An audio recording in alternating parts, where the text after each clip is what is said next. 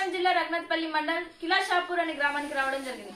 మనతో senior most leader అయిన TRS party Rajaiah గారు మనతో ఉన్నారు. సార్ వాళ్ళ గ్రామానికి ఎన్నో అభివృద్ధి కార్యక్రమాలు చేపడుతున్నారని మనం వీడియో మనం తెలుసుకున్నాము. ఒక్కోసారి సార్ మాటల్లో అడిగి తెలుసుకున్నాం. నమస్తే సార్, బాగున్నారా?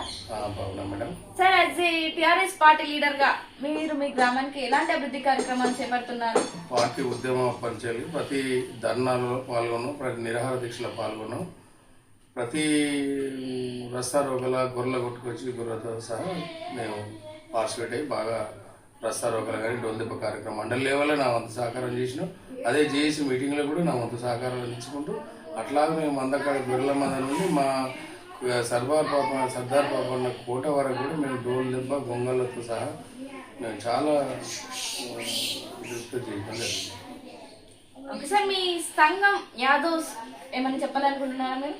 యాదవ్ సంఘం అంటే రాజకీయాల్లో కొంచెం మా వాళ్ళు కష్టపడే గుణం ఉన్నది. మా యాదవులకు గొర్రెలు కాసి వ్యవసాయం చేసి పంటలు పండించి కష్టపడే గుణాలు బాగున్నాయి. కాకపోతే రాజకీయం కొద్దిగా వెనుకబడి ఉన్నారు.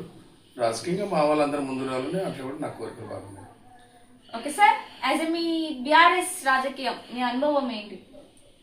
బీఆర్ఎస్ రాజకీయ అనుభవం అంటే బీఆర్ఎస్ పార్టీ వచ్చిన కాంచెల్లి ప్రతి ఊర్లో ప్రతి జనాలకు వాటర్ సౌకర్యం కానీ గ్రామంలో వాటర్ సౌకర్యం కానీ బాగుంది, రోడ్లు బాగున్నాయి.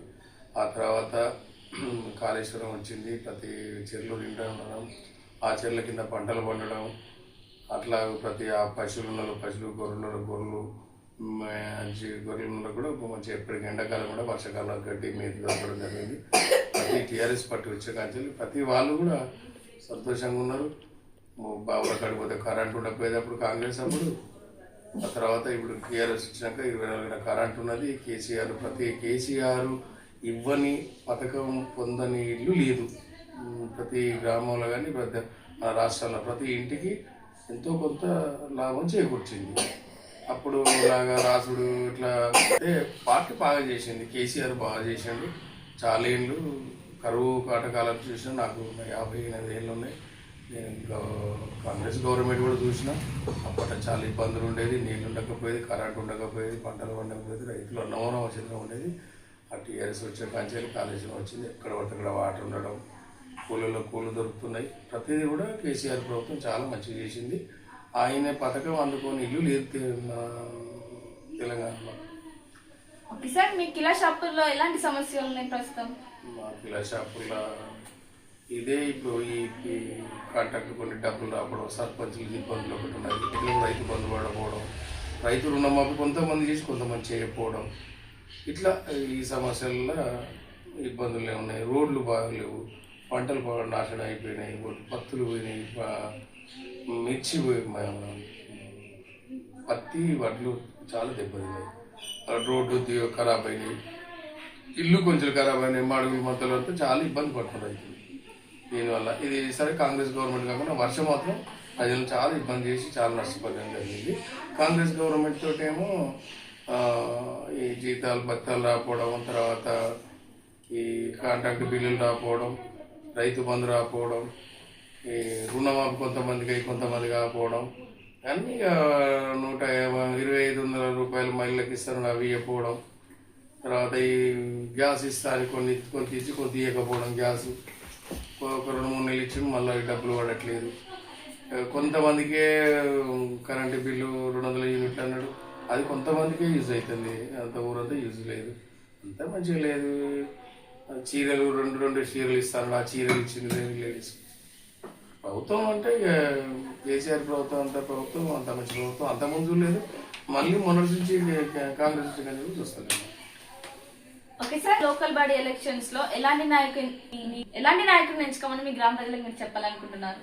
మంచి ప్రజల్లో చొచ్చుకపోయి ప్రజలతో అందరినీ అంతా నా వాళ్ళు అన్నట్టుగా మానవాళ్ళు మా వాళ్ళు అన్నటువంటి వ్యక్తిని ఎన్నుకోవాలని మా కోరికలు ఉంటాయి. ప్రతి పంచికి మా గ్రామం బాగుపడాలి.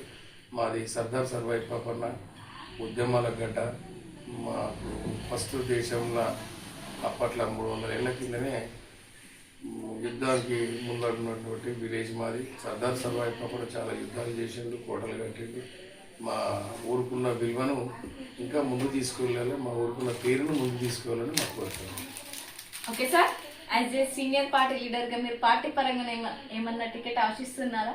టికెట్ అంటే పార్టీ నిర్ణయం మేరకు పార్టీ మా పార్టీ సేవల గురించి చూసి పార్టీ మమ్మల్ని చూసి మా గుణాలను చూసి లేకపోతే మా వర్క్ని చూసి పార్టీ ఏ టికెట్ ఇచ్చినా ఏది ఇచ్చినా పార్టీ కట్టుబడి పనిచేస్తాం. ఏ టికెట్ ఇచ్చినా తీసుకోవడం, ప్రజలు సహకరిస్తే ప్రజాప్రతినిధిగా ఎన్నుకోబడితే వెళ్ళి.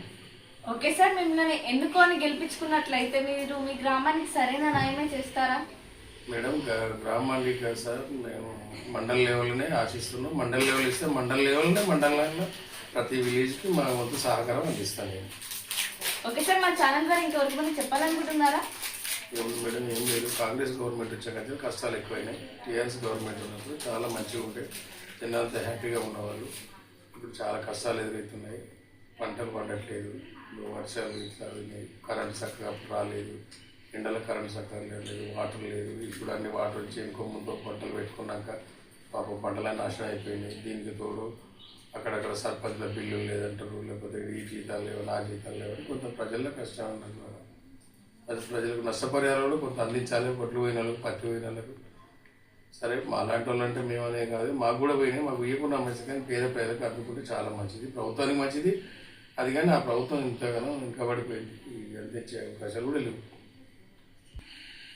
సరే సార్, ఈసారి ఏ లోకల్ బాడీ ఎలక్షన్లు కానీ ఉప ఎన్నికలు వచ్చినా, లోకల్ బాడీ ఎలక్షన్లు వచ్చినా మా టీఆర్ఎస్ పార్టీని ప్రజలు ఆదరించి బ్రహ్మాండమైన బ్రహ్మాండం బట్టి గెలిపిస్తారని ప్రజల్లో ఉన్నది, ప్రజలు అంటుండ్రు.